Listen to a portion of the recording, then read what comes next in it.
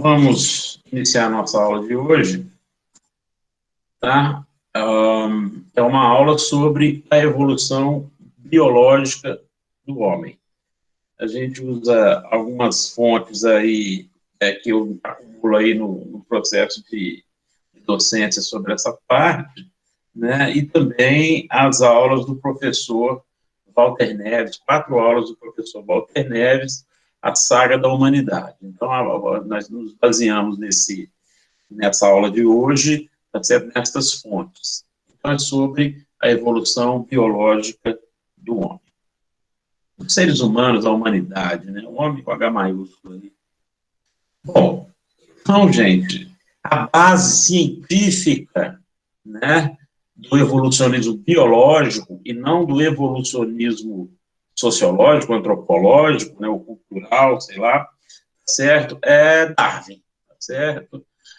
Que nasceu na Inglaterra em 1809, no contexto, né, da Revolução Industrial, isso é muito importante, e escreveu um livro que é um marco na ciência moderna, que é A Origem das Espécies, em 1859. Então, neste livro, né, se estabelece o evolucionismo biológico como um paradigma, né? O que é um paradigma? É algo que realmente define os parâmetros de uma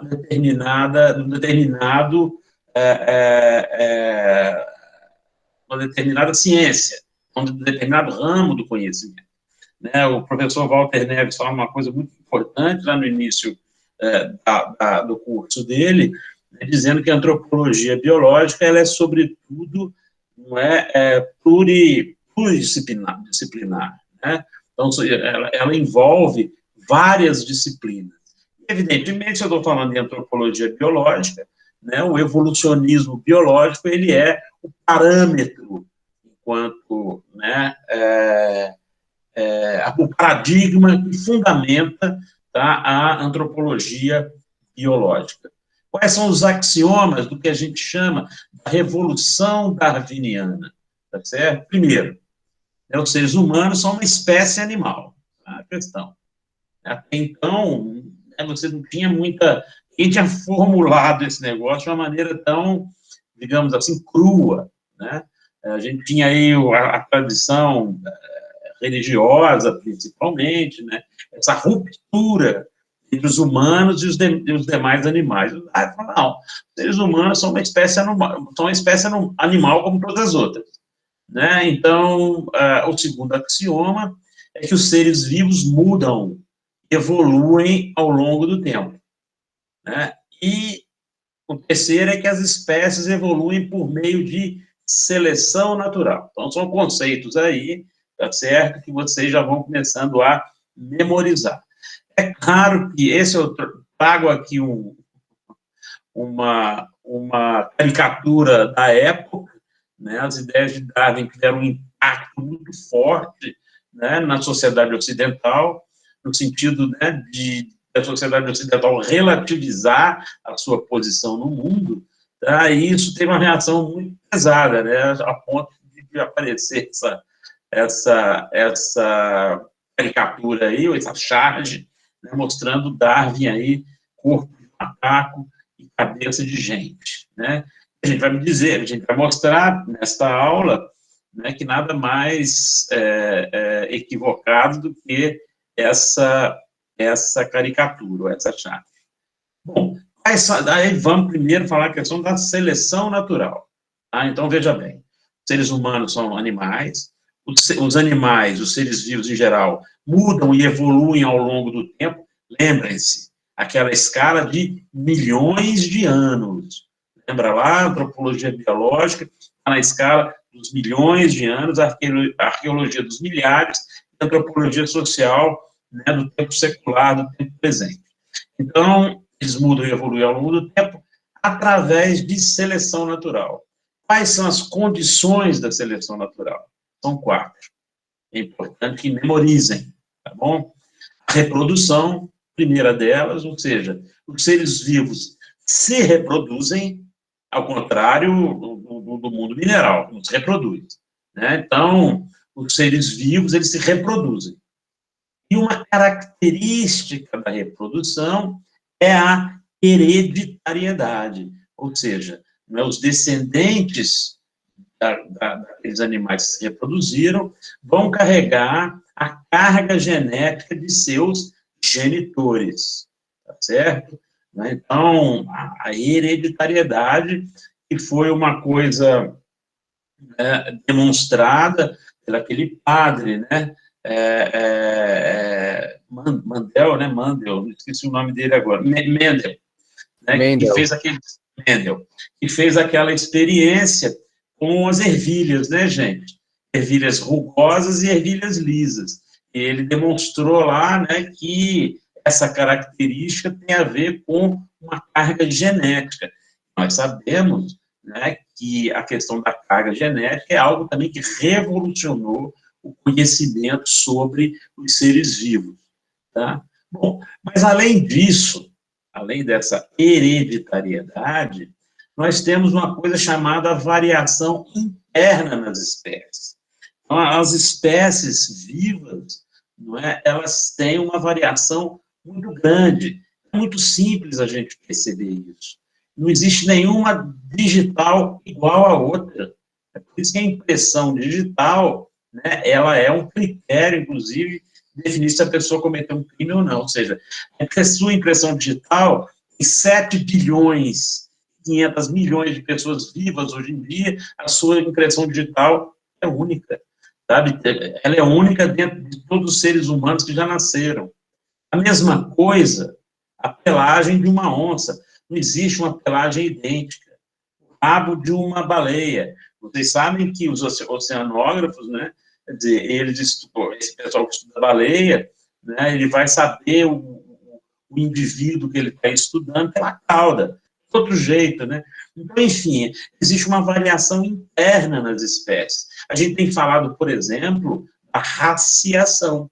A raciação é uma variação interna na espécie, né? A cor da pele, né? A cor dos olhos, se a pessoa é alta, se a pessoa é baixa, se a pessoa é gorda, se a pessoa é magra, se a pessoa, enfim, não é? Você tem aí, nenhum indivíduo é igual ao outro, que isso é uma coisa do mistério, né?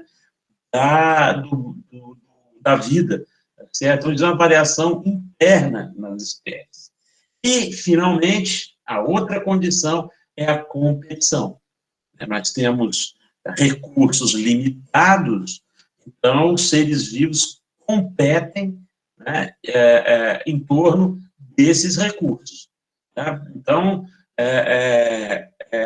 aquele que for, né, mais bem adaptado para uma determinada circunstância, ele vence essa competição. Então, são as 4 condições da seleção natural: reprodução, hereditariedade, variação interna nas espécies e competição. Aí vem o corolário da evolução das espécies, a sua prova. Então, disse Darwin, a foto de Darwin, é uma bela foto. Diz ele, qual é o corolário? Os indivíduos mais bem adaptados à aquisição de recursos necessários à sobrevivência e à reprodução deixarão mais filhos. Esses filhos portarão a característica do genitor que lhes conferiu essa vantagem competitiva. Então, vamos lá. Lembra que eu falei para vocês sobre essa questão mesmo da cor da pele dos seres humanos, né? A África, não é, a incidência solar é muito grande, portanto, uma característica da variação interna das espécies, a vantagem competitiva aos seres humanos na África é a quantidade de melanina, a cor da pele, a cor preta, né? Que nós sabemos que é uma cor que vai defender a sua pele dos raios ultravioleta aí, e vai evitar que essas pessoas tenham câncer, tá certo? Evitar não é a palavra, né? Diminuir muito a probabilidade. Então, veja bem, então, os indivíduos negros estão mais bem adaptados, tá certo? a vida na África dos indivíduos brancos. Bom, se eles estão mais bem adaptados, eles deixarão mais filhos, claro, porque eles viverão mais, certo? Quer dizer, eles adoecerão menos. Estou dando um exemplo bem óbvio, né? Evidentemente, os seus filhos portarão essa característica que conferiu essa vantagem competitiva, ou seja, a cor da pele, tá bom? Então, basicamente é isso. As espécies variam internamente, e alguns indivíduos, dependendo das condições ecológicas, né, onde eles vivem, eles serão mais competitivos do que os outros nessa luta pela sobrevivência. Eu dei esse exemplo da cor, mas a gente pode buscar uma série de outros exemplos. É só ligar a National Geographic aí, ver aqueles, ou então Animal Planet, ver aqueles programas ali que mostram muitas situações dessa natureza. E como é que é a prova disso? Tá, beleza, isso é um corolário. E a prova disso? Aí é já uma situação do pólen, né? As duas aí. Toda matéria viva compartilha de determinadas características. O traço mais universal é o próprio DNA, a molécula replicante da vida, que prova o fato da evolução. Então, lembrem, né, que a gente falou sobre Galileu, sobre a questão lá da queda dos corpos, lá, que dois corpos de pesos, de massa totalmente diferentes, cairão com a mesma velocidade, com a mesma aceleração, né, no meio, no vácuo, isso formulado no século XVI, veio a ser provado já no século XX. A mesma coisa a teoria do Darwin, né? Não conhecia o DNA naquela época ainda. O DNA vem a ser descoberto depois. E é o DNA que vem demonstrar claramente, tá certo, esse processo aí, tá certo? Alguma dúvida, minha gente? Não, professor. Até então. Massa. Vamos embora. Então, veja, nós trouxemos aqui um exemplo, tá certo? Bastante instrutivo sobre essa questão da seleção natural. Então, um exemplo histórico, na verdade, tá certo? Nós estamos vendo aqui duas mariposas de uma mesma espécie, tá certo? Uma mariposa escura e uma mariposa clara, tá certo? Bom, então o que é a Biston betulária, tá? É uma mariposa que vive na Inglaterra, né, naquela área, na Grã-Bretanha, tá certo? Então, o que acontece? Tá certo? Você tem, né, essa mariposa escura, que costumam ser as mais fortes e resistentes que as claras. Entretanto, né, nas regiões não poluídas, onde os troncos das árvores são claros, eles são mais visíveis aos pássaros, e assim são facilmente capturáveis, né? Claro, você tem um tronco, aquela coisa do mimetismo, vocês estudaram isso no ensino médio aí também, né? Quer dizer, então, há muitos animais que se mimetizam. Quanto mais próximo, né, ele é presa, então, quanto mais próximo quanto mais ele pode se esconder no ambiente, melhor para ele. Então, o que acontece? Nessas regiões, os indivíduos mais claros, embora menos resistentes, tá certo? Conseguem se mimetizar entre os troncos. Em compensação, nas áreas industriais, onde os troncos de árvores foram enegrecidos pela poluição, o quadro muda de figura. Dessa vez, as mariposas escuras que conseguem se mimetizar, e as mais claras são facilmente capturadas. Ele está resumindo aí a pesquisa, isso aí foi uma observação que foi feita, né, naquela época. Entomologistas, naquela época, perceberam que antes em um determinado momento, você tinha nos bosques de Londres, né, mais mariposas claras do que escuras, e a partir com o passar do tempo, com a mudança ecológica, você tem a inversão disso, certo?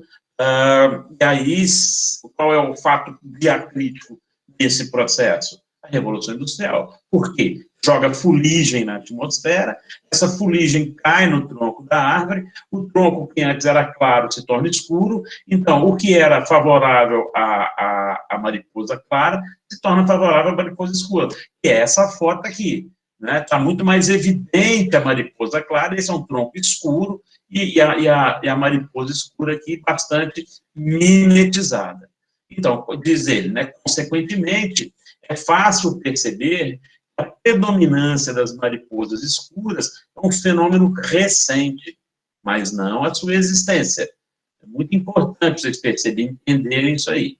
Elas surgiram provavelmente como uma mutação há milhares ou milhões de anos atrás, apenas não duravam muito tempo, a ponto de gerar mais descendentes que as brancas. Vale lembrar que esse caso também mostra que uma mutação sozinha não representará automaticamente a evolução dessa espécie. Ela precisa trabalhar em parceria com a seleção natural, que agirá quando certas condições acontecerem. No nosso caso, foi a Revolução Industrial, que trouxe consigo a poluição e o consequente escurecimento das árvores. Então, esse exemplo demonstra aquelas 4 condições que a gente colocou ali, e os axiomas, do evolucionismo darwiniano, certo? Ou seja, os seres vivos mudam no decorrer do tempo, existe uma variação interna, os seres vivos se reproduzem, os seus descendentes herdam características, eles variam internamente, tá certo? E aqueles mais adaptados, eles têm condições de sobreviver e, portanto, transmitir aquela característica favorável para os seus descendentes. Tá legal, gente? Tá entendido isso aí? Sim, Professor. Oi, pode perguntar. No caso da relação interracial, os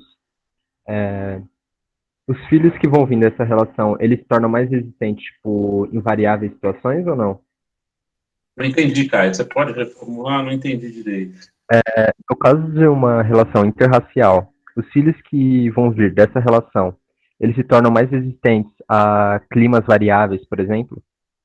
Não, mas não é bem assim, Quer dizer, na verdade, como eu disse a vocês aí, Você tem aí uma grande, a maior critério, que é isso que eu ia mostrar no fim da aula, a adaptação dos seres humanos é a cultura, Então, a partir do momento que você consegue, por exemplo, desenvolver roupa, para você se proteger do sol, chapéu, sei lá, então você diminui isso, Então, não é uma coisa, cara, tão direta, é uma coisa de milhões de anos, Então, a mutação genética é algo que a gente não sabe muito bem a origem. Aliás, tem várias causas, digamos assim, Então, por exemplo, uma irradiação nuclear, ela causa mutações genéticas, que podem ser ruins ou boas. A mutação genética não é sempre boa, Então, não faça essa correlação, Esqueça a coisa da raça. A raça foi um exemplo que eu dei, tá certo? Só para entender essa coisa de uma maneira bem diacrítica. Mas não é isso, não é uma coisa direta, Então, alguém mestiço vai ter mais condições de sobreviver. Não vamos por aí, não. Você tem que lembrar que existe dentro desse processo milhões de anos, tá bom? Então, e a cor da pele, a gente viu, é apenas uma pequena mutação genética que os seres humanos vivenciaram no seu curso evolutivo, tá ok? Ok, obrigado. Então, vamos voltar lá. Bom, pessoal, beleza. Mas é importante, o professor Walter até fala aí de um mito desses aí, que tem 3 mitos superados sobre a evolução biológica. O primeiro deles é o seguinte: a evolução não é uma metamorfose, não é, tá certo? Então, veja bem, uma espécie não se transforma em outra. O que acontece é o seguinte: pequenas mutações que se acumulam ao longo de milhões de anos, e é isso, Caio, que eu quis ressaltar na minha resposta a você, tá certo? geram indivíduos que se diferenciam aos poucos dos seus antecessores. Aí, o que acontece? Quando essas modificações os tornam melhor adaptados ao meio ambiente, ao ambiente, permitindo que eles sobrevivam melhor, que sobrevivam mais e melhor. Então, eu trouxe aqui, tá certo, o braço, né, de um cavalo, de um homem, de um golfinho, de uma tartaruga, tá certo, de um morcego e de um pombo. Então, vocês vão ver, né, que os ossos são os mesmos. Então tem o húmero, o rádio, a ulha, o carpo, o metacarpo e as falanges. Todos esses animais têm os mesmos ossos. Entretanto, né, a partir de um processo de mutação genética, né, você tem aí esses ossos se configurando de formas, dimensões, tamanhos, posições totalmente diferentes, né?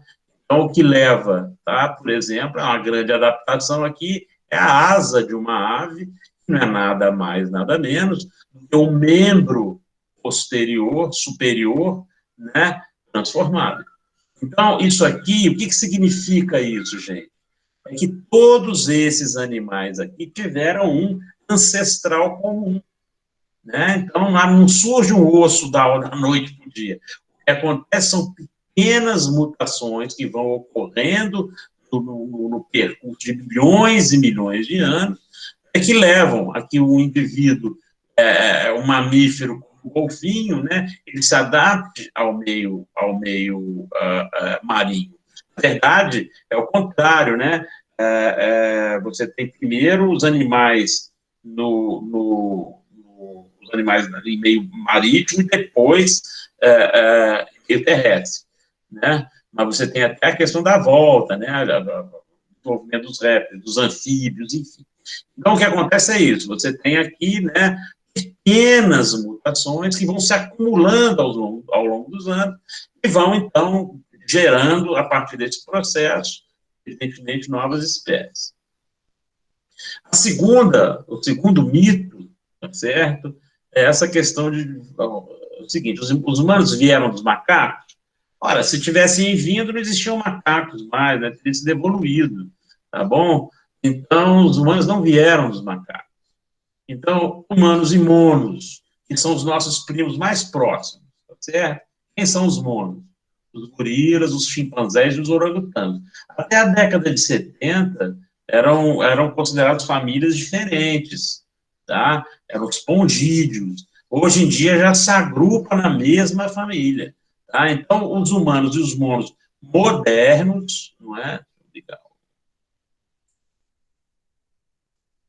E os monos modernos têm um distante ancestral comum, tá? E pertencem à mesma família taxonômica. Então, a família taxonômica, taxonomia é classificação, né? Nós temos os seres vivos, aí vocês estudaram biologia aí, estão sabendo, ensino médio.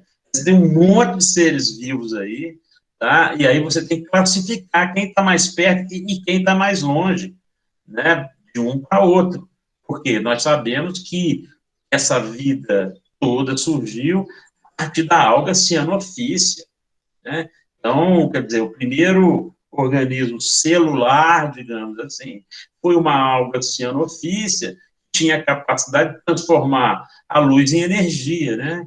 Quer dizer, então, o que acontece? A partir dessa alga, desse organismo unicelular, é que evoluíram todos os seres vivos, né? De uma maneira que a gente vai ver daqui a pouco no próximo slide aí, certo? Então, e a maneira de você, uma taxonomia, é exatamente saber quem está mais próximo de quem aí nessa classificação. Então, os humanos não são descendentes dos macacos, mas seus primos distantes, mais ou menos distantes, né?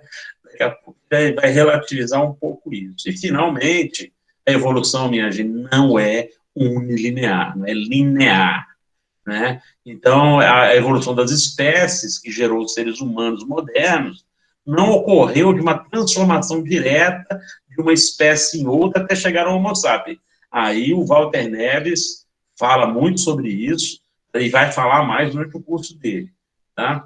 Então, mais do que uma linha, temos uma grande, intricada árvore evolutiva. Então, aqui está a alga cianofícia aqui, que vai dando origem a uma série, né, de seres vivos que vão se diferenciando e evoluindo, né, criando aí como se fossem galhos, né, de uma árvore. Por exemplo, aqui você tem aqui os animais invertebrados, tem aí infinidade de espécies, famílias, etc. Né? Aqui também, né? Aqui você tem as plantas, né? Fazem parte dessa mesma origem, tá bom? Vem aqui os peixes, depois vai, né, se diferenciando aqui os mamíferos, né, até chegar ao ser humano aqui. Então, aqui na ponta estão os animais atuais. Então, é importante também ter muito clara a superação desses 3 níveis. Bom, eu comecei a Professor? Sim, pode dizer. Rapidinho, sobre esse último, ele faz uma crítica àquela imagem, né, tão famosa aí da evolução do homem, que ele diz que a evolução do homem, como o senhor falou, não é linear, mas é um mosaico, né? Isso. Que são peças, né? São acontecimentos que vão aparecendo e são peças que vão sendo, né, colocadas para desvendar. E ele faz uma crítica bem relevante àquela imagem que a gente vê do macaco, e depois transforma em homem, né? Aquela imagem tão que a gente sempre vê da evolução do homem. Porque é uma imagem simplificadora e que não corresponde à verdade.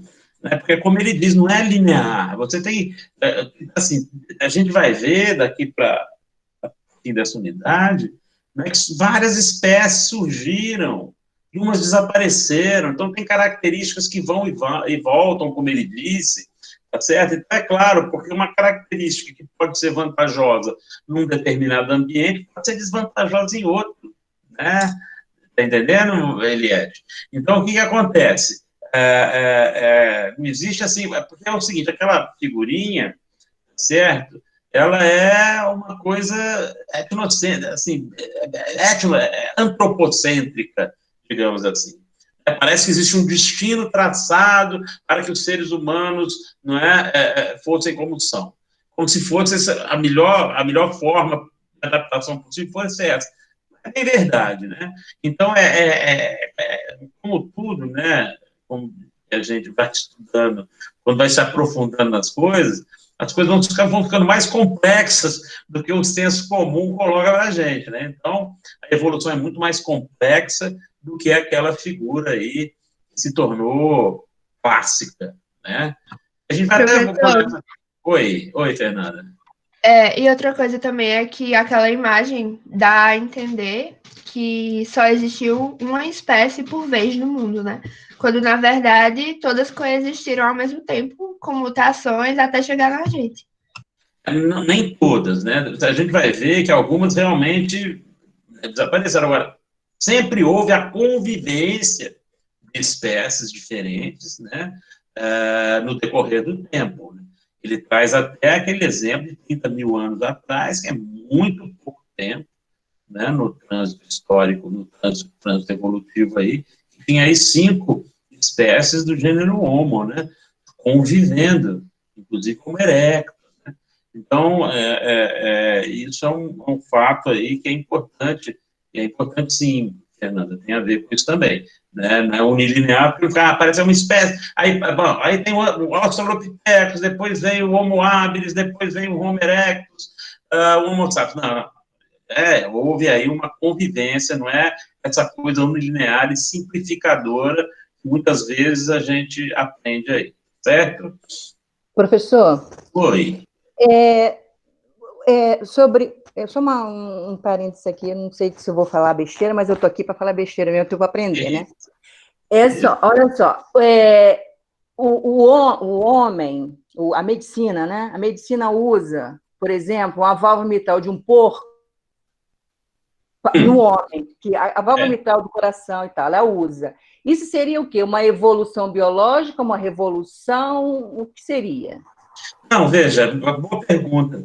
É o seguinte, o que significa a gente poder usar a válvula mitral no porco num ser humano? Significa que elas são iguais, né? Ou muito semelhantes, ou compatíveis. Então, o que acontece? Existe um ancestral comum entre homens e porcos.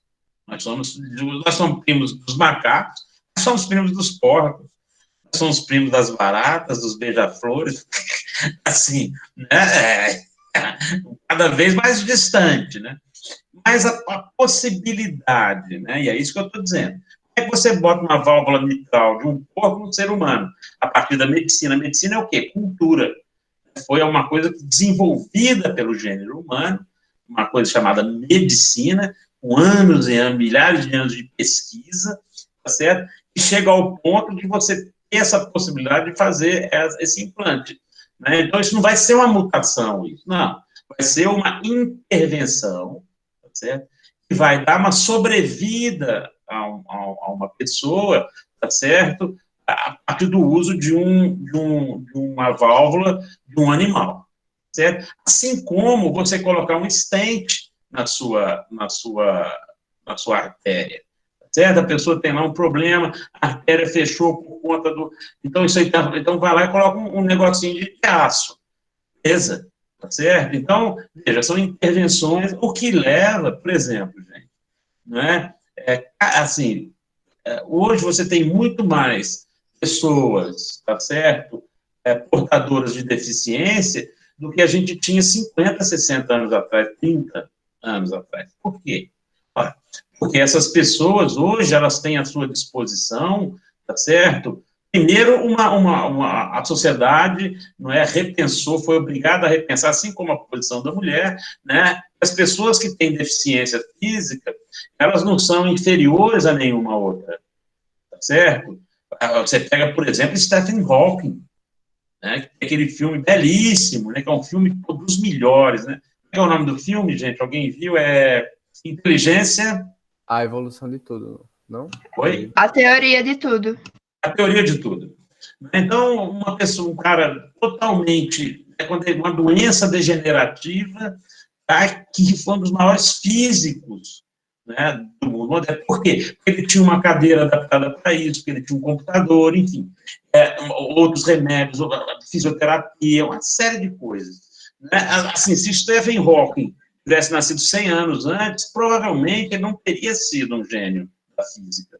Certo? Porque não teria sobrevivido. Sim, professor. E, tipo, outra coisa também é como a sociedade evolui, né? Porque na época de Esparta, os bebês que nasciam com algum problema degenerativo, eles eram jogados como se não fosse nada. Agora, não é como se não fossem nada, tá certo? Existe também essa coisa da gente seja um certo etnocentrismo. Não, mas foi bom você falar. É a coisa do infanticídio. O infanticídio é uma prática que existia em várias culturas. Por quê? A probabilidade daquela criança, né, que nasceu com uma deficiência sobreviver naquela sociedade era muito pequena, exatamente pelas condições materiais daquela sociedade. Agora, você não vamos imaginar que uma mãe, né, que perdia o seu filho dessa forma, achasse isso, visse isso com tranquilidade. Não, ela sofria, certo? Como a coisa observada nas sociedades indígenas. Também ocorre isso em sociedades indígenas, né? E não é feito de uma maneira, é feito de uma maneira dolorosa. Não é assim, sabe, simplesmente um cálculo racional que é feito, né, no sentido de que aquela criança não sobreviveria nas condições daquela sociedade, que não tinha se desenvolvido tecnologicamente suficiente, né, para que aquela criança pudesse ter uma vida digna. Então, veja, então é isso. Então, a cultura, é esse ponto que eu queria chegar, ela é o grande diferencial adaptativo dos seres humanos. Ela vai surgir em um determinado momento. Então, a gente cria um outro mundo, cria outras condições, né? Então, acho que o exemplo, muito bom o exemplo que vocês trouxeram, as duas, para a gente refletir sobre isso, né? Então, a sociedade realmente, ela evolui tecnologicamente, mas também em termos de valores, né? Quer dizer, respeitar e dizer que é um ser humano como outro qualquer, uma pessoa que nasce com deficiência, ela apenas tem uma deficiência, né? Então, o que a gente tem que fazer? Desenvolver elementos para que ela possa ter uma vida digna, né? Porque é muito difícil carregar uma deficiência, né? É muito fácil você olhar para o outro e rir de uma deficiência, agora vai carregá-la, é difícil, né? Então, a sociedade também começa a evoluir e involuir, porque, enfim, né, a coisa da ideologia é uma coisa que vai e volta também. Mas esse é um tempo para depois, tá certo? Mas muito bom as duas questões e os exemplos que vocês trouxeram. Muito bom. Bom, então, gente, é o seguinte, a gente voltando aqui rapidinho, que já passou, né, o que é uma classificação taxonômica, que é uma das ferramentas teóricas, metodológicas, conceituais importantes, né, da questão da evolução em geral e da evolução humana em particular. Então é o seguinte, está meio, esse quadrinho, tá, mas tem um melhor depois. Ele diz o seguinte, todas as espécies possuem uma classificação taxonômica, que indica grupos com os quais elas têm antepassados em comum. Percebe? Vamos lá. Então, aqui nós temos, primeiro, os animais. Tá? Estamos pegando só o animal aqui, o reino animal. Aí o filo, Chordata, né? E a artrópoda. Ou seja, né? Aqui você tem os vertebrados e os invertebrados. Tá certo? Né? Bom, aí, nem eu conseguindo ler. Vamos pegar aqui, mamíferos e aves, tá certo? Bom, aí você vem, primatas e carnívoros. Então, a família hominídea, tá? E aí vai descendo, e você vai ter aqui os animais atuais. Homem, cachorro, lobo, gato. Então, veja, o gato tem mais proximidade do que o lobo, em relação ao lobo, do que em relação ao homem, evidentemente. E assim por diante, tá certo? Do senhor não está aparecendo na tela. O quê? O marcador, se o senhor estivesse indicando, desculpa. não está aparecendo. Ah, meu Deus do céu, vamos de novo, então. Isso, esqueci. Reino animal, tá certo? Você tem os vertebrados e os invertebrados. Aqui não, aliás, não. Ele coloca aqui outra coisa. Os invertebrados nem estão aqui. Aqui estão os cordados, né? E o, sei lá o nome aqui, como é que e os sei lá, né, são os peixes aqui, tá certo? Os peixes com mandíbula, sem mandíbula, e aí vai. Né, você vai, os peixes têm um parentesco distante com os seres humanos. Vamos esquecer esse lado aqui da classificação. Então, nós temos aqui, né, Chordata, os vertebrados, dentro dos vertebrados tem os mamíferos e as aves. Né? Então, mamíferos e aves têm um ancestral mais próximo que mamíferos e peixes. Tá? Bom, aí mamíferos. Aí dentro de mamíferos você tem os primatas e tem os carnívoros. Certo? Dentro dos carnívoros você tem aí o que vai, né, assim, evoluir para cães e lobos e o que vai evoluir para gatos. Os felinos e os canídeos. Tá certo? Bom, e os primatas, né, os hominídeos, o gênero Homo, o Homo sapiens. Isso aqui está simplificado. Daqui a pouco a gente vai pegar uma árvore só com essa parte aqui, quando a gente for estudar os seres humanos. Mas, enfim, aqui está o homem, né? Aqui está o cachorro, aqui está o gato, aliás, aqui está o lobo, aqui está o gato, etc. Então, esses animais atuais, todos aqui são animais contemporâneos, eles tiveram vários ancestrais. Então, a taxonomia, tá certo, é você tentar estabelecer a proximidade, a distância de cada uma dessas espécies. Então, diz ele, né, ou digo eu, os seres humanos são do reino animal, o que indica que temos algum antepassado longínquo em comum com todos os animais. Um antepassado comum menos longínquo, mas também bastante remoto, unifica todas as espécies do filo dos cordados, que inclui todos os vertebrados. Em seguida, menos remoto, mas também distante, um antepassado comum une todas as espécies da classe de mamíferos. Por aí vai. Então, qual é a identidade biológica da humanidade hoje? Então, nós somos do reino animal, do filo vertebrado, da classe dos mamíferos, da ordem dos primatas, da família dos hominídeos, da tribo dos hominíneos, como diz aí o Walter Neves, uma coisa já nova, do gênero humano, a espécie Homo sapiens sapiens, tá certo? Ou seja, né, temos um parentesco em uma determinada local com todos os animais, é mais próximo com os vertebrados, mais próximo com todos os mamíferos, mais próximo com todos os primatas, e aí por diante, certo? Então é o seguinte, diz o Foley, é um outro autor que é fonte aí dessa nossa apresentação. Os humanos são apenas uma espécie, aqui, tá?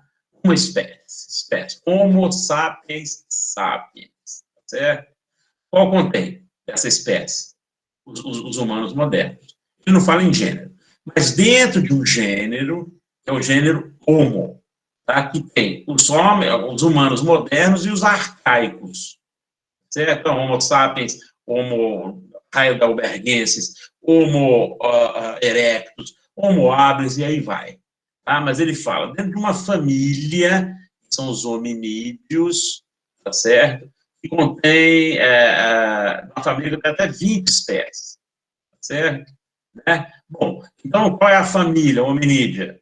É aquela família que inclui, tá certo? Seres humanos, e gorilas, chimpanzés e orangotangos. Né? Então, essa é a família hominídea. Tá? Que aí, claro, ele fala que tem 20 espécies, porque tem espécies aparecidas aqui desses outros animais também. Tá certo? Bom, 20 ou mais famílias vivas e outras já extintas. Essa ordem dos primatas é apenas uma das mais de 25 ordens dos mamíferos. Está bem pequenininho aqui, é só para vocês terem uma ideia, né? Quer dizer, então, ó, isso aqui, digamos assim, né, falando aqui simplesmente dos mamíferos. Então, você tem aí vários animais que vão ser mais próximos ou mais distantes dos seres humanos. Aí ele pergunta, né, Desmond Clark, o que significa ser um homem, em vez de qualquer outra forma de primata? Esta é a grande questão da antropologia biológica. O que significa ser um ser humano, tá certo? Em vez de qualquer outra forma de primata. É isso que a gente vai procurar explicar e entender, tá certo? Nessa unidade. Então, o professor Walter Neves coloca o seguinte, então, primeiro de tudo, vamos ver o que é comum a todos os primatas. Primeiro, né? Cria muito dependente, infância prolongada. Os primatas são aqueles animais em que a relação entre os genitores e sua cria é a mais longa. Né? Ele diz aí 4 anos entre seres humanos, de total dependência, né? E dos próprios chimpanzés. E isso é um fato muito importante, porque quanto mais tempo você está, né, com a sua mãe e seu pai, mais você aprende, né? Então, essa coisa de você ter uma infância prolongada, os antropólogos consideram esse um elemento fundamental do desenvolvimento da cultura, um deles. Né? Bom, a outra, a capacidade craniana maior do que a dos grandes mamíferos, claro, proporcionalmente falando, né? 5 dedos nas mãos e nos pés, o polegar oponível, unhas em lugar de garras, os únicos animais, os únicos mamíferos que têm única unha em lugar de garras são os primatas, e a visão tridimensional e colorida. Eu vou abordar com vocês aqui. Ô, professor, eu não entendi muito bem, quando eu assisti, sobre o polegar oponível. Tipo, é o quê? É que não é na mesma linha dos outros dedos, é? Assim, ó, tá vendo? Podendo fazer assim? Exatamente, ele é oponível. Vocês estão vendo a minha mão aí, gente? Eu sei que eu não estou vendo vocês. Estão vendo? Daqui a pouco eu vou mostrar para vocês. É isso aqui, ó. Você tem 4 dedos de uma posição e, em oposição a ele, você tem o polegar oponível. No caso dos seres humanos, 45 graus. Tá certo? Então, essa professor, característica... Oi. É engraçado também que ele diz assim, que é outro mito, essa história da gente dizer que nós viemos do macaco. Não. Ele diz que nós somos um grande macaco. Daqui a pouco, exatamente, exatamente. É porque os macacos, porque essas 5 características aí, uma, duas, essas 6 características aí, são comuns entre os primatas, certo? Aí a gente vai ver que, por exemplo, a questão do... Daqui a pouco eu vou falar sobre o polegar. Eu vou trazer umas imagens aí, explicar direitinho a questão do polegar, tá certo? Rapidinho aqui. Primeiro, essa questão da visão estereoscópica. Então, o que acontece? Nos animais, em geral, não primatas, você tem aqui a distância entre um olho e o outro é muito grande, né? Os olhos são laterais e opostos, tá? Isso eu estou falando da visão estereoscópica. Olha, ver em colorido, né, que são poucos animais que veem colorido, é uma grande vantagem adaptativa. Porque você olha para uma macieira em preto e branco, para você ver a fruta ali, é muito mais difícil que você olhar para uma macieira colorida, né? E assim vai. Então, a capacidade da visão colorida, ela é uma mutação extraordinária, uma vantagem adaptativa, assim, muito grande. Tá? E no caso do olhar da visão estereoscópica, veja, né, então o que acontece? Olhos binoculares, tá certo? Ou seja, um bem pertinho do outro, a distância entre as pupilas aqui. Olha a distância entre as pupilas aqui. O que essa característica faz? Tá aqui, ó. Não é? Você tem aqui um objeto, tá? Então você olha, né?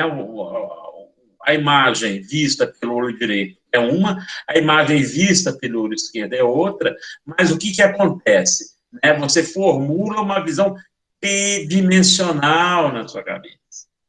Que também é uma vantagem extraordinária, né? Que é a história da profundidade de campo, tá certo? Então você olha as coisas, né? Não como se você estivesse olhando para uma gravura, mas você está vendo, né, a coisa em 3D, sem falar sobre isso, né?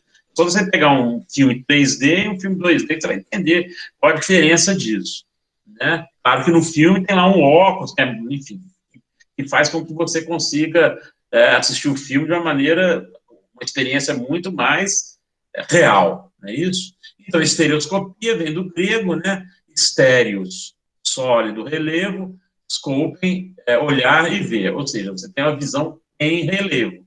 E, né, essa questão, né, dessa pequena distância, né, entre as duas pupilas aí, tá certo? Tem essa propriedade de você avaliar distâncias e profundidade, que é a paralaxe, tá certo? Então, essa é uma vantagem evolutiva extraordinária dos primatas.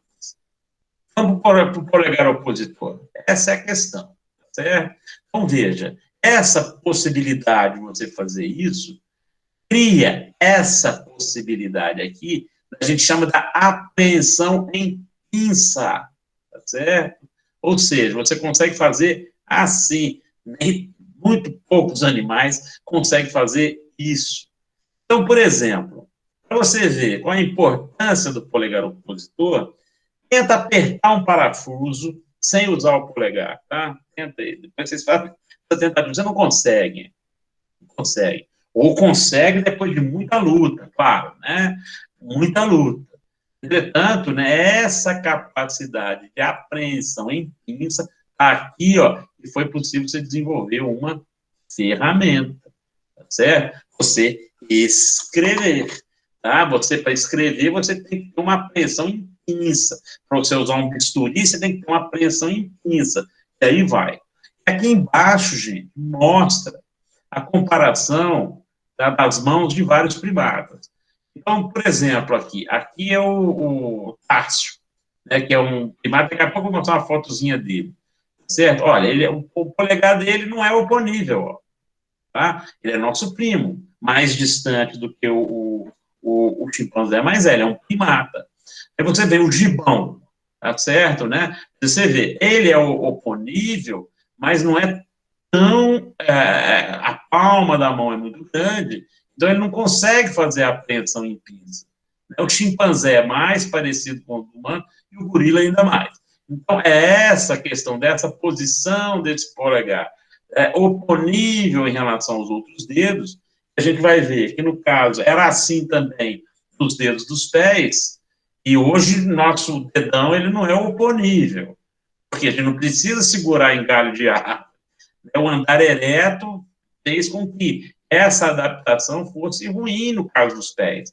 Então, se no caso das mãos, a gente tornou o nosso polegar bastante, né, a evolução tornou o polegar em 45 graus, no caso dos pés, simplesmente foi o contrário.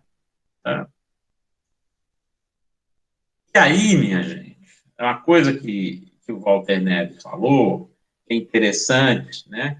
Que essa coisa de fazer ferramentas não é uma prerrogativa humana. Tá? Então, vocês estão vendo aí 3 chimpanzés, um pequenininho aqui olhando, é o seguinte, o chimpanzé gosta muito de comer cupim, tá? Então, como é que ele faz para pescar esse cupim aqui? Ele pega uma varetinha, tá? Isso aqui é uma ferramenta, ó. Pega uma varetinha, ele não consegue ter apreensão em pinça como os seres humanos aqui, ó. Por isso esse uso dessa ferramenta é, digamos assim, mais difícil. Mas o que ele faz? Ele pega essa varinha aqui, bota dentro de um buraco aqui, ó, do cupinzeiro, puxa, e aquilo sai cheio de cupim, e ele come, tá certo? O filhinho aqui, ó, coisa fofa, tá certo? Olha aqui, olha, ele olhando, ele vai aprender que ele, usando a ferramenta dessa natureza, tá certo? Ele vai poder comer aquela coisa que ele adora. Para ele é um Cheetos aqui, ó, que vai chegar, né, nessa varetinha aqui, tá certo? Então é importante a gente também já relativizar essa questão de que os seres humanos se diferenciam dos outros animais e conseguem produzir ferramentas, não é bem assim, né? E a gente vai ver daqui no final do curso, né, que tudo bem, os outros animais conseguem fazer ferramentas. Isso foi até discutido aí na aula do Mata, né? Mas quem desenvolve regras de fazer ferramentas só os seres humanos. Eu não sei se daqui a milhões de anos o chimpanzé poderá vir, não é, a explicar para o filho dele como é que é fazer essa ferramenta. Né? Por enquanto, a cria ela apenas observa e repete, certo? Aí é que está a questão, né? E ele coloca isso de uma maneira muito clara, tá certo? O que acontece? Os chimpanzés compartilham 98% do genoma dos humanos. Ou seja, né, e aí vem aquilo que alguém falou aí, que eu não vi quem era, né? Não é que nós, aí o Walter Neves diz, não é que nós viemos dos macacos. É muito pior. Nós somos macacos. É isso aí, pô. Então, se você considera 98% do genoma ser igual, a diferença entre os seres humanos e os chimpanzés é de apenas 2%. Mais 2% vão fazer uma grande diferença. Essa que é a questão, né?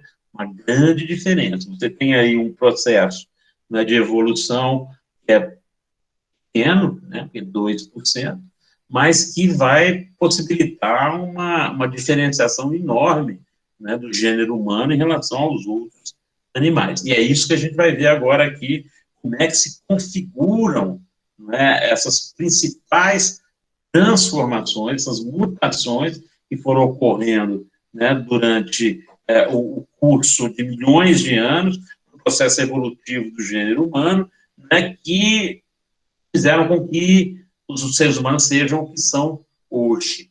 Né? Então, vamos lá, gente. A primeira questão, certo, é a questão do crânio. É muito diferente, né? Quando você olha aqui um crânio de um humano e de um chimpanzé, você percebe que eles são bastante diferentes, certo? Então, essas 4 características aqui, é importante que vocês memorizem, tá certo? Ou seja, o neurocrânio, ou seja, onde está o cérebro, tá? Ele é bastante expandido em relação à face, né? Você pega esse volume aqui, ele é bem maior do que este volume aqui da face. No chimpanzé, ele é proporcional, né? Quer dizer, mais ou menos esse volume aqui, tá certo? Vai ser mais ou menos igual a esse volume, tá? A face é alojada debaixo do neurocrânio. Aqui, embaixo. No chimpanzé, ela é projetada para frente. Né? O chimpanzé não tem focinho, mas é tipo focinho, né? Então, olha, ela é projetada para frente. A entrada dos nervos da coluna vertebral, daqui a pouco eu vou mostrar para vocês um outro diagrama que mostra isso, não só diagrama como crânios também, né? Ele vem aqui, olha, né, debaixo do neurocrânio. O do chimpanzé, ele vem aqui por trás. Aqui é o foramen magnum, tem um buraquinho aqui por onde entra, né, as terminações da coluna vertebral, até dos nervos, que levam as informações, que trazem e levam as informações para o cérebro, é a posição dele. Isso é e o tórax supraorbital, né? Essa crista aqui que os chimpanzés têm, os seres humanos não têm, certo? Além disso, né? Sim, só voltando aqui. A gente vai falar da dentição, que ela é muito importante. Então, uma questão fundamental aqui na dentição é o canino. Ó. O canino humano, ele é pequeno, bastante pequeno. Os caninos, né, dos chimpanzés são bastante projetados, tá bom? E um canino não bate em cima do outro. Então, o que acontece? Aqui estão duas radiografias, né, de arcadas dentárias, um do humano e do chimpanzé aqui, tá certo? Então, veja bem. Primeiro, o formato. Seres humanos têm uma arcada dentária paraboloide, uma parábola, né? Nos chimpanzés, ela é em forma de U. Por que é importante essas pequenas diferenças? Para a gente saber, né? E o Walter Neves explica muito bem isso. Né? Se eu achar uma arcada dentária mais parabólica do que em U, eu vou dizer que é um ancestral humano, porque a evidência fóssil, ela, embora seja significativa, ela ainda é muito pequena. Como ele diz, às vezes você acha um dente numa escavação e você pode dizer se esse dente é de um ancestral mais próximo do homem ou do chimpanzé. Então, os caninos não são projetados, são pequenos, ó, tá certo? O canino aqui, né, esse dente C, tá certo? No caso dos chimpanzés, eles são projetados, tá certo? Como eles são projetados? Tem que ter aqui chamado diastema aqui, que é uma lacuna aqui, né? Um espaço aqui entre os caninos, né? E os incisivos em cima, né? E os premolares embaixo, tá certo? E a coisa do complexo CP3, ou seja, o desgaste desse dente aqui, é o que ele chama aqui de face afiadora. O que acontece? Como um dente não bate em cima do outro canino, ele não vai desgastar em cima, como o desgaste dos caninos dos seres humanos. Não se iludam, não. Quanto mais velho vai ficando, menor vai ficando os dentes. É horrível. Ele vai desgastando. Tá? Então, o desgaste do canino do ser humano, ele é horizontal, é a pontinha do canino que vai se desgastando. Ao passo que, né, do chimpanzé, o desgaste ele é na lateral do dente. Isso é importante, porque são essas evidências que vão demonstrar para o antropólogo, paleoantropólogo, né, se ele está diante de um fóssil mais próximo ou mais distante de seres humanos ou chimpanzés dos nossos primos. Bom, então, minha gente, essa é a árvore filogenética dos primatas. Como é que a gente vai perceber? Né? Então, nós temos aqui, tá? Os proxímios. Então, aqui são os animais atuais, tá bom? Então, vamos lá, quem são? Os proxímios são os lêmures e os lórcios, lá, sabe aquele bichinho lá do Madagascar? Tem lá um lêmure, Pronto, eles são nossos primos, a mais distante. Os társios, nós vamos próximos. Os macacos, que tem os macacos do Novo Mundo, macaco prego, por exemplo, né? E os macacos do Velho Mundo, tá? E os antropóides, a nossa família, tá? Né? Que você tem o orangotango, os gorilas, os chimpanzés e os bonobos e os seres humanos, além de outros tipos aqui ele até cita, né, outros tipos de primatas aqui, tá certo? Também são considerados antropóides, né? Eu estou esquecido agora quem são. Bom, então o que acontece? Aqui, olha, sempre nessa história tem a coisa cartesiana, né? Então tem um eixo aqui, é o eixo tempo, então o tempo aqui, ó, aqui é hoje, tá? E aqui 65 milhões de anos atrás. Então o que acontece? Lembra aquela árvore que eu falei para vocês? Essa aqui é como se fossem galhos de uma árvore, né, da evolução humana. Então o que acontece? Há 65 milhões de anos atrás, houve aqui a separação entre lêmures e társios, tá? Então, o lêmur está muito longe da gente, né? Depois, um pouco tempo depois, entre os társios e os macacos do Novo Mundo, né? 25 milhões de anos atrás, o último ancestral comum entre macacos e antropóides. Aqui muda. Tem um ancestral comum aqui, tá certo? Que vai dar, alguma diferenciação, mutações, etc., vai redundar nos macacos e a outra nos antropóides. E assim por diante, né?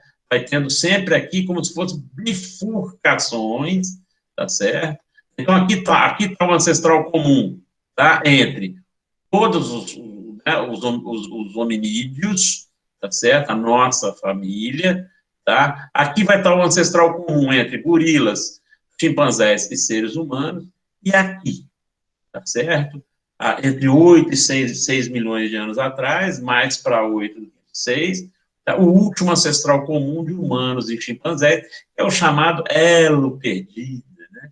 Quer dizer, que ninguém sabe direito, e nós vamos mostrar para vocês aí, né, que está cada dia mais próximo de chegar a esse ancestral comum entre chimpanzés, bonobos e seres humanos. Tá? O bonobo é o chamado chimpanzé pigmeu, né? Então é isso, tá? Então essa é a árvore fisiológica dos primatas, né? Então, e surgiram, né, há 65 milhões de anos atrás. Bom, mas agora, aí é que tá, somos macacos? Somos. Mas qual é a diferença evolutiva diacrítica, digamos assim? Né? A mais fundamental é a questão do andar ereto, da pedia. Né? Os seres humanos andam de forma ereta. E os monos, em geral, a nodopedalia, ou seja, né, você vê os membros superiores, né, eles ajudam na locomoção, que é nodo, é o nó dos dedos, porque anda assim, né, tá? Você vê aqui que ele dobra a mão, né, ele não anda com a palma da mão sobre o terreno, como andam, por exemplo, os felinos, os cães, enfim, né, não é a parte, ele anda com os dedos, que já é também, né, uma evolução. Então, minha gente, para ilustrar aquilo que foi dito aí anteriormente, acho que não sei se foi quem foi de vocês que falou, uma das meninas que falaram hoje, né, essa questão do mosaico, tá certo? Então, o que o Walter Neves trouxe para a gente? Os sahelânthropos pichadenses, né, sahelânthropos que vem do Sahel, né, daquela região da África, logo abaixo do deserto Saara. Foi achado esse crânio, um crânio, aqui da mesma coisa, gente, aqui está milhões de anos, né, tá 7 milhões de anos atrás, mais ou menos, né, tem aqui muita controvérsia em relação a esse crânio, porque, como ele mostrou, foi achado, né, numa área bastante afastada de onde se encontra a maioria, assim, a imensa maioria, 99% dos fósseis de antepassados humanos na África. Na África, os seres humanos surgiram na África. Mas nós temos hoje o fóssil do Ardipithecus, nós vamos trabalhá-lo nessa disciplina, tá certo? Então você vai dizer, mas aqui só tem uma aqui, outra aqui, outra aqui. Sim, é porque não tem evidência fóssil. Ossos, com o tempo, alguns se tornam fósseis, outros não.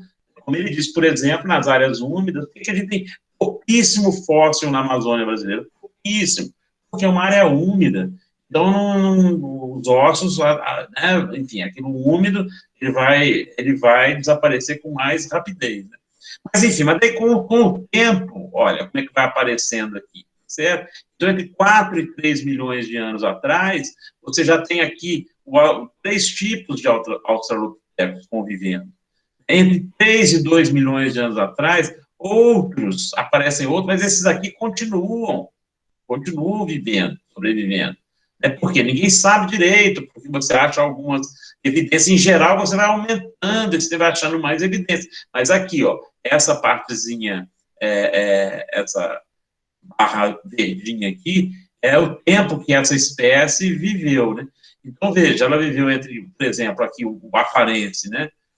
O Australopithecus afarensis. Então, ele viveu aqui mais de 1 milhão de anos. Né? E esse pontinho pontilhado aqui é o que a gente acha que pode ser, não é, a relação entre uns e outros desses animais. A evolução, por exemplo, o Anamensis, ele gerou essas outras tantas espécies, enfim. Aí vai, então chega aqui entre 2 e 1 milhão de anos atrás, você tem várias espécies do gênero Homo. O Homo rudolfensis, que era habilis, o Homo habilis propriamente dito, o Homo ergaster ou o Homo erectus, né?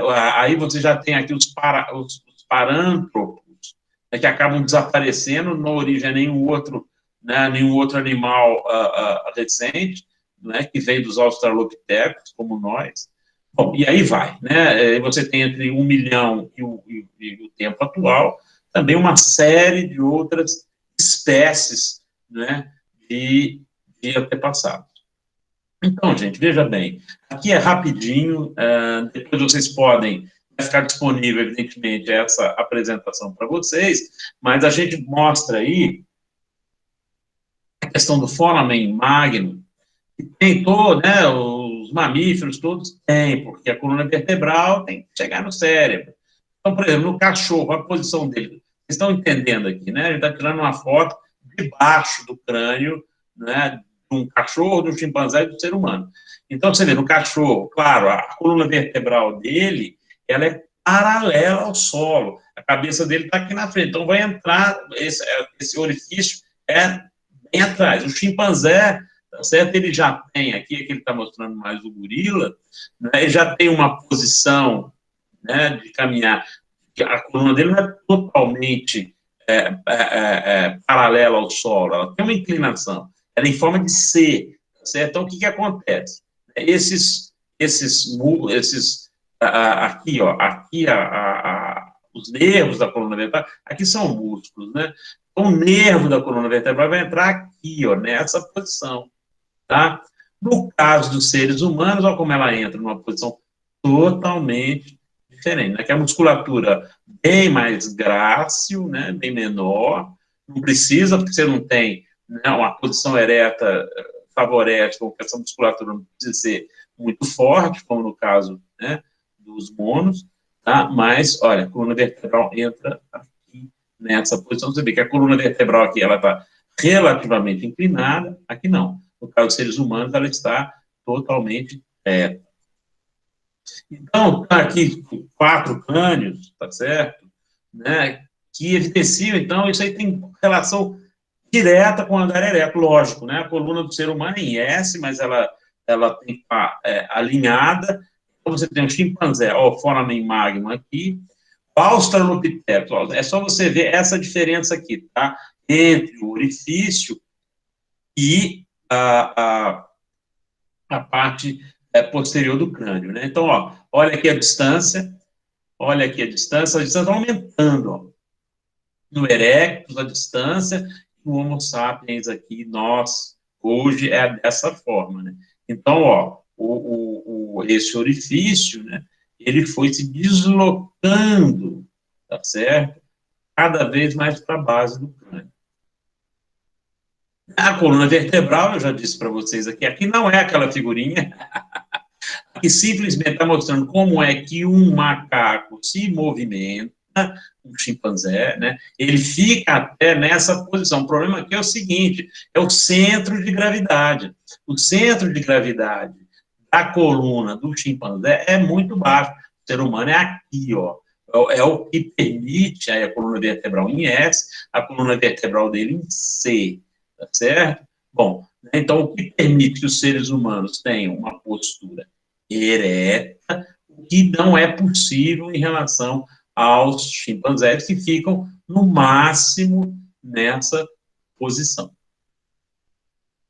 Mas, gente, a grande evidência, e aqui eu trago também para vocês, aqui eu já falei, né, sobre o polegar opositor, né, você tem pés e mãos aqui do orangotango, do chimpanzé, do gorila e do ser humano. Então, você já falei sobre os polegares opositores, né, e aqui mostra de novo as diferenças, tá certo? Olha aqui, tem a do orangotango que eu mostrei lá para vocês, né, e dos pés, que é interessante, né, que em relação aos pés, né, aqui, ó, as mãos, né, em relação aos pés, você tem aqui o ser humano com o pé, tá vendo, como o gorila, que já tem uma... Porque aqui, o orangotango, né, vive muito nas árvores, o gorila não vive mais em árvore. Então, é como os seres humanos, né? É como. Mas, enfim, mas já está com esse polegar menos opositor, o dedão do pé menos opositor do que no orangotango. E, evidentemente, e aí a grande diferença, certo? É a capacidade craniana. Então, nós temos aqui, tá, um antropóide antepassado, tá, o Australopithecus, o Homo habilis, o Homo erectus, o Homo sapiens e o Homo sapiens sapiens moderno. Isso aí não se preocupe, a gente vai na próxima aula, a gente vai dizer, falar sobre cada uma dessas espécies, etc. Mas aqui está a curva, está lá mais um diagrama tempo por capacidade craniana por tempo, né?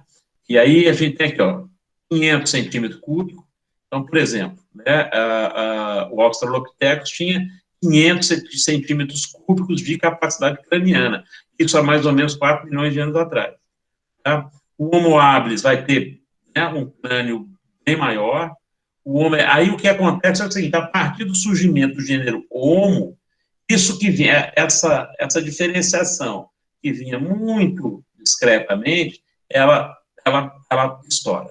Né? Ela sai de um pouco mais de 500 centímetros cúbicos, tá, no Homo habilis, para quase 1.000 centímetros cúbicos no Homo erectus e 1.500 centímetros cúbicos na capacidade craniana do homem moderno. Então, você tem aqui um pulo grande aqui, né, que significa o seguinte, aqui já existia cultura, né? O Homo habilis já tinha cultura. Ele vai mostrar como é que é isso, certo? Então, e é o texto do Gerson vai mostrar que existe uma dialética entre a adaptação biológica e a própria cultura, que é o grande elemento da adaptação dos seres humanos. Está mais ou menos aí, minha gente. Tá? Esse diagrama que eu pensei, veja bem, essa primeira parte do diagrama é o que o Darwin diz, né, que a luta pela sobrevivência, juntamente com a pressão ecológica, gera uma adaptação endógena. Lembra do texto da Mata? Tudo que é biológico é intrínseco, endógeno. Tudo que é cultural é extrínseco, ou seja, exógeno. Então, quando eu falo aqui algo endógeno, eu estou falando de intrínseco, evolução biológica. Isso aqui afeta todos os seres vivos, né? Mas esse processo aqui levou, né, a 3 elementos fundamentais para, né, a adaptação dos primatas, tá certo? Ou seja, eu já falei, a visão estereoscópica, o polegar é opositor, isso tanto seres humanos quanto, enfim, né, os monos têm, mas a grande diferença dos seres humanos é o andar ereto. O que o andar ereto gerou? Primeiro, a liberação dos membros dianteiros da função de locomoção. A gente viu que para os macacos se locomoverem, eles têm que usar, né, os membros superiores. E aí, as mãos ficaram livres para executar tarefas que eram feitas exclusivamente pela boca, né? Então, você tem aí essa liberação. Claro que os macacos também têm isso, tá certo? Mas você tem as mãos livres da função de locomoção.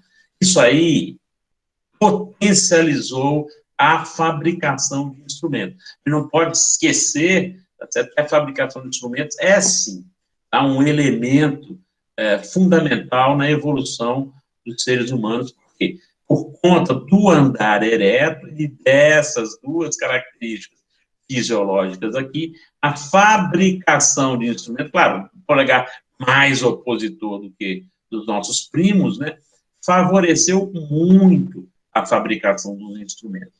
Então, com a fabricação dos instrumentos, certo? E aí não vamos ter essa visão de uma coisa causando a outra, é muito mais complexo do que esse esquema vai dizer. A gente pode dizer, não sei se isso, existe uma relação entre uma coisa e outra, mas o que acontece? A partir desse processo do andar ereto, da fabricação de instrumentos, você tem a redução dos caninos da mandíbula. Isso aí está demonstrado, tá certo? Né? Lá pelos aqueles crânios que a gente mostrou ali. A mandíbula, inclusive, quando os seres humanos domesticam fogo, tá? Então você vai começar a cozinhar os alimentos, você precisa de menos músculo, né, na mandíbula para se alimentar. Você diminui os músculos da face, aumenta a possibilidade de crescer o cérebro, certo?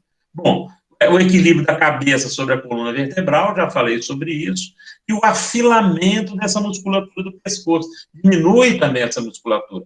É só você olhar um chimpanzé por trás de um ser humano, você vai ver que a musculatura é bem menor. Isso aí favorece o aumento do cérebro. Né? Então, todas essas... Aí começam adaptações, digamos assim, culturais e biológicas, que vão levar ao aumento do cérebro, certo? Bom, com o aumento do cérebro, aí está a questão que só nós temos, né? Que é a capacidade de simbolizar, tá? E de ter uma linguagem articulada. É isso que gera a cultura, como uma adaptação exógena. O exemplo da válvula mitral, enfim, vários exemplos que a gente deu hoje. E hoje nós nos perguntamos, essa adaptação cultural, ela pode vir a influenciar no próprio aparato biológico dos seres humanos? Então, essa é a gente não tem como responder isso, por quê? Porque são milhões e milhões de anos. Mas, por exemplo, né, a gente pode, o negócio de usar computador, a pessoa está começando a usar computador, até que ponto, né, essa adaptação biológica não vai influenciar, né, na própria adaptação biológica. E aí vem a tal figurinha. A tal figurinha, né, que essa é uma forma, digamos assim, irônica, não é? Essa primeira parte da figura aqui é a parte que a gente costuma ver aí, como ele diz, nas camisetas, em pôster, etc. Nada mais falso do que isso, né? Mas aí é interessante, né? Mostra, tá certo? Que com a evolução da tecnologia, né, volta a curva, aí já está o cara aqui no computador, né? Primeiro com instrumento agrícola, já vai trabalhar com enxada, você vai ter, no fim da vida, um corpo dessa forma. Vai trabalhar com martelo pneumático aqui, pior ainda o computador aqui, né, que é a nossa condição física, digamos assim, hoje. Então, essa figurinha, claro, é uma alegoria, evidentemente, nos leva a pensar exatamente sobre a intercolação, as relações entre a evolução biológica e a evolução cultural dos seres humanos. Então, é isso, pessoal, por hoje.